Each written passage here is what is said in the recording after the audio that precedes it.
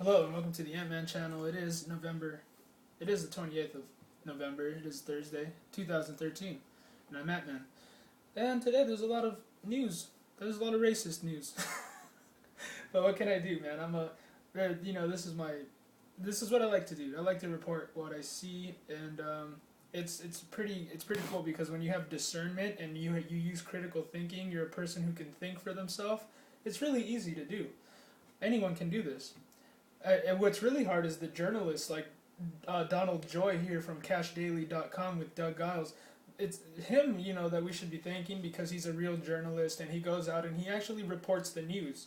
Maybe, maybe the mainstream media can take notes on how you do go about doing such a thing, or maybe they know better. They just don't care. They're getting money and hey, it's the weekend and hey, let's just have fun.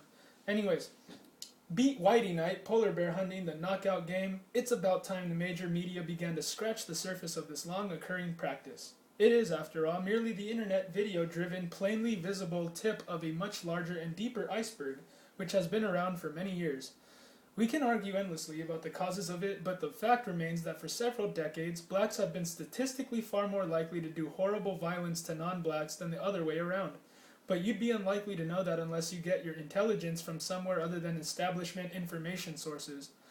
Those official and gatekeeping sources have based their operations on a determined political agenda. Thereby, they have largely deceived our society over the years with politically correct editorial, not to mention advertising, entertainment, legislative, and personal policies, and have convinced so many that the narrative of contemporary race relations is still almost exclusively one of white suppressing blacks in various ways. Like I said before in probably one of my other videos, is that this isn't the 50s. Things have changed in radically different ways.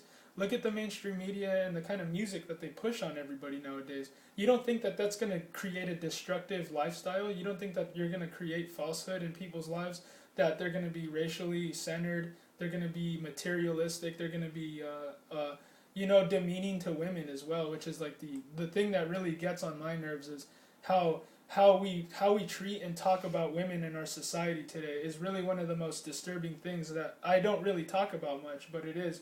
It's one of the ugliest things that there is in our society is that we just look down on women and we talk about them like they're whores, and it's not right. It's not right for us to do that. I think that we need to move away from that and start building a better, uh, you know, just opinions, better forming better outlooks on life, and not looking at everything so materialistically and all just me, and all my lust and all my greediness and all my, I want it all, and it's just I don't know it. How can you expect the MTV lifestyle to project on you as a positive thing in your society or your community? It's not going to happen. You're going to get people like Trayvon Martin that go around and try to pick fights, and then they end up getting shot, and then they get and then everybody wants to feel bad for him. Hey, dude, you want to go around picking fights? Then if you get shot, that's what you get. In my honest opinion, that's not hard to understand. Their messages have been mainly oriented around dynamics of unceasing grievance and compensation for such. I didn't even read the the title of this article. The title of this article is "The Media on Black Mob Attacks. Where were they when John Derbyshire got fired?" I don't even know who John Derbyshire is, but I'm assuming it's him right here. He looks like a very angry person. He looks like he has a lot to say, doesn't he? The real up to date story is different, and now alternative media sources have finally started to prevail and drive the truth to the surface of the public's consciousness. That that truth has to do with widespread racial social terrorism waged by blacks. The mainstream media can no longer avoid addressing the public distress and safety concerns over racially motivated black mob violence. Even though they're still mainly succeeding in avoiding talking about overall black violent crime, except for a brief pass during frenzied peak of the Trayvon Martin George Zimmerman episode earlier this year, including murder, rape, and robbery, they are finally, after years of only us bloggers covering it, actually doing reporting on the knockout game as if it's some kind of new thing. Fine, we'll take it. Better late than never, eh? To see CNN forced to follow Fox's also rather tardy lead, of course, so very belatedly and reluctantly have a panel discussion featuring a guest and host who specifically acknowledged that it is strictly groups of young black males who are attacking mostly white and sometimes Asian and Jewish random innocent victims, targeting them for savage and sometimes deadly beatings, is quite a breakthrough, actually. The CNN panel could not evade the true racial nature of the issue. Although the approach was extremely cautious and delicately, gingerly made, watching the recorded segment, I cheered. John Derbyshire is probably cheering a bit too, but perhaps not as much as some, or maybe it's more than some. In April 2012, Derbyshire, known affectionately to his fans and friends as Derb, a well-established author, wrote an article titled The Talk, Non-Black Version, in the online journal Tacky's Mag. The article is mainly about the comparatively higher likelihood of blacks to do violence to non-blacks. It included his honest personal assessment as to the reasons for the phenomenon and advice to his biracial Ameri-Asian children about how to avoid being victims of black attackers' crime. His frankness and precise, genteel, well-articulated, yet highly un-PC opinioning cost him considerably. He was dramatically publicly fired from his job at another, more prominent journal, National Review Online, by NRO's editor Rich Lowry. Accompanying the abrupt firing, Lowry even published a statement condemning Derbyshire's article as unacceptably racist and contemptible, etc. You can easily find the article itself by Googling its title and Derbyshire's name. It's essentially a candid essay which arose in the early days of the roiling furor over the then developing Trayvon Martin George Zimmerman controversy.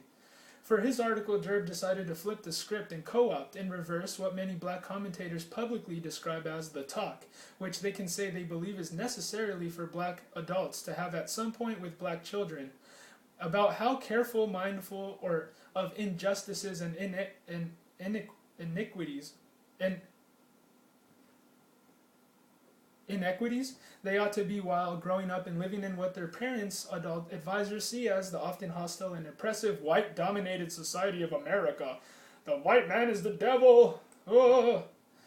I've heard so many black people and so many Muslim black people say the same, regurgitate the same thing over and over again. I don't think that any of these people actually read books. I just think that they like to have their emotions catered to. They like to feel like they're entitled to be angry so that they can justify going around beating people that aren't the same looking as them. I mean, it's just really, I really can't wrap my head around how people are so centered around the color of somebody's skin as something that is offensive to you, or how that's even gonna make you feel as if that you're threatened. I mean, that's just insecurity. Derb's The Talk, Non-Black Versions is destined to become an internet classic. It is extremely well written and a refreshing, intellectually jolting, and honest take on race relations from an unusual angle.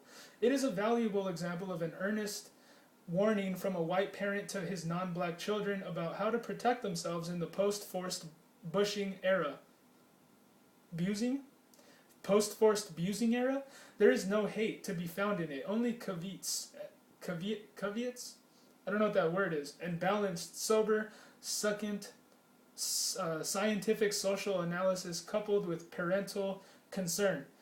Well, it's very useful for the administration that's in the government right now. I mean, they would love to see that kind of stuff go on, racism and hatred and all that, fighting against one another and not paying attention to who's really the one we should be looking at and saying, hey, you're the one causing all of this, aren't you?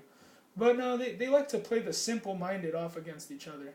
Derbyshire admonishes that blacks are, as citizens, to be seen as fully equal to any other people as far as rights and extending civil courtesies go. Duh!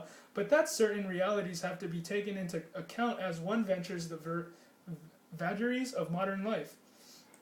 So now that the brilliantly coiffed and showcased talking heads on people's TV screens throughout the land are finally getting around to notifying the public about the dangers of young black males and the random, unprovoked, racially oriented wildings and slaughterings they sometimes suddenly launch against the innocent non-blacks, do you suppose National Review Online's Rich Lowry will publicly apologize to John Derbyshire, offer to give him his job back?